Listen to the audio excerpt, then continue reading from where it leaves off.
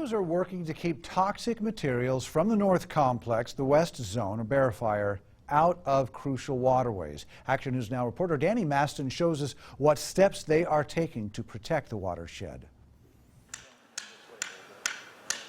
5 California Conservation Corps crews are assisting Butte County Public Works and Department of Water Resources in making sure that watershed is protected from potential rainwater runoff from homes burned in the North Complex fire. Right now we're out here digging little trenches for the wattles and staking them in to prevent erosion and chemicals getting into our watershed. CCC agency rep and task force leader Benjamin Herbert tells me that when it rains, wattles will absorb toxic materials. Ultimately, water is the center of our life, and so we need to protect our watersheds by any means. And when you come into these burnt areas, as you can see, this is a wildland fire that is burned through a residential area. So there's toxic materials that could come down into the watersheds. All this flows down into this lake, which flows down into the Oroville Lake and the reservoir down there. So and it's just, that's one of our missions is protection of our environment. It's critically important that we stay invested in this. We stay invested in the long-range recovery. You know, Cal OES works with the county and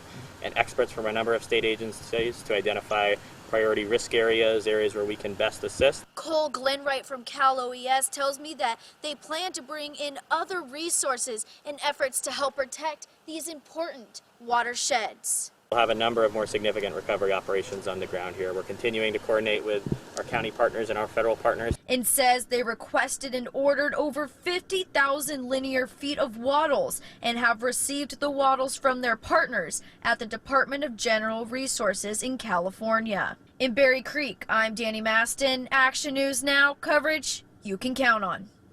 The CCC says that it will be bringing in other resources over the next couple of days in an effort to protect the important watersheds. Well, it's an incredible